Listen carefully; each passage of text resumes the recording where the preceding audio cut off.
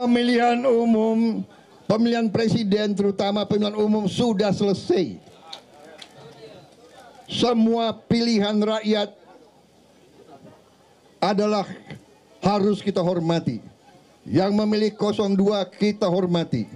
Yang memilih 01 kita hormati. Yang memilih 03 kita hormati. Ya. Terkait dengan undangan kita begini, pada prinsipnya kita menginginkan agar proses ini berjalan tuntas. Dari situ baru kemudian nanti kita lihat. Tapi yang pasti kami tegaskan bahwa agenda perubahan itu terus ingin kita bawa.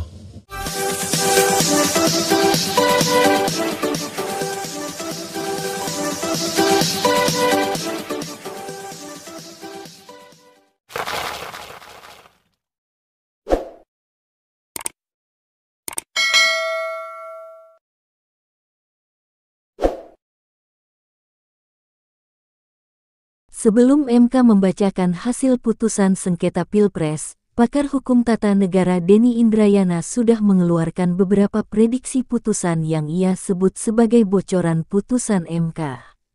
Prediksi pertama, MK menolak seluruh permohonan pemohon dan hanya memberikan catatan serta usulan untuk perbaikan Pilpres. Prediksi kedua, MK mengabulkan seluruh permohonan pemohon.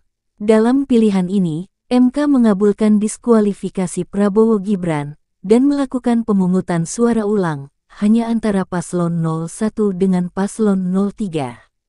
Prediksi ketiga, MK mengabulkan sebagian permohonan, yaitu mendiskualifikasi Gibran dan Prabowo bisa ikut pemungutan suara ulang dengan pasangan lain.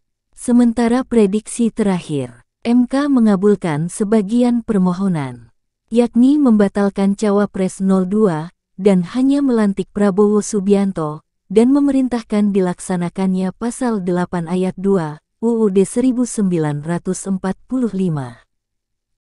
Dasarnya aturan perundang-undangan ya. Jadi kalau kita yang mengerti persidangan Mahkamah Konstitusi, baik di Undang-Undang MK maupun peraturan Mahkamah Konstitusi terkait dengan sengketa Pilpres, itu putusan majelis itu ada 3, tidak dapat diterima, mengabulkan atau menolak.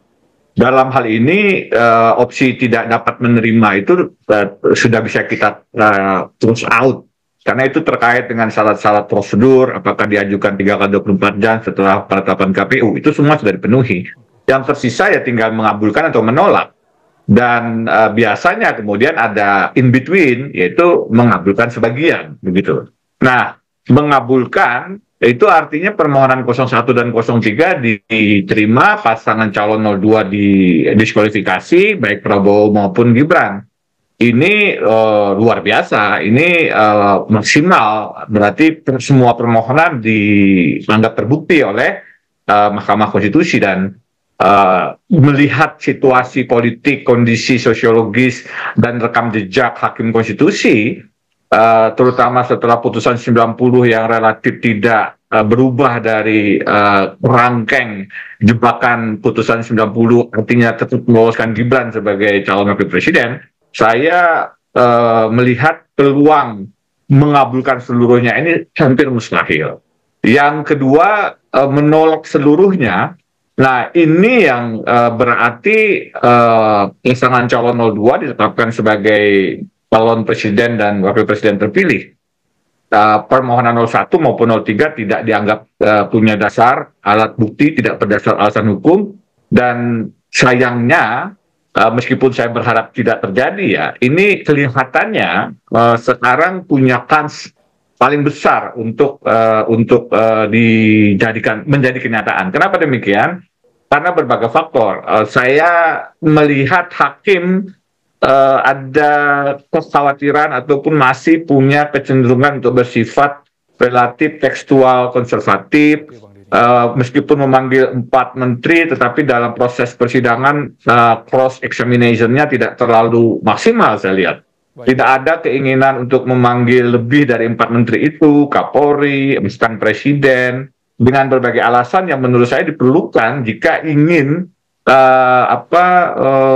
mengabulkan permohonan pasangan calon 1 dan 3. Jadi kecenderungan untuk menolak ini atau menerima itu menjadi kecil. Yang mungkin adalah mengabulkan sebagian, tapi lagi-lagi mengabulkan sebagian yang diminta oleh pasangan calon Amin 01 itu adalah mendiskualifikasi hanya Gibran Rakabuming Raka, padahal itu berarti MK keluar dari kerangkeng putusan 90.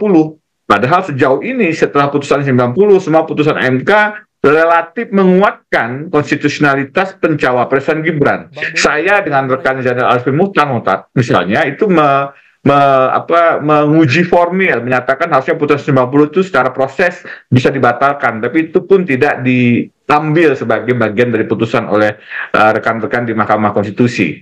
Sehingga saya merasa ini pun saya sebut butuh selain keberanian adalah introspeksi institusional, pengakuan salah dari Mahkamah Konstitusi, dan sejauh ini itu tidak terjadi.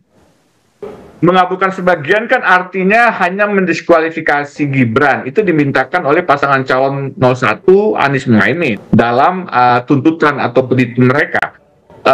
Ini relatif sulit juga.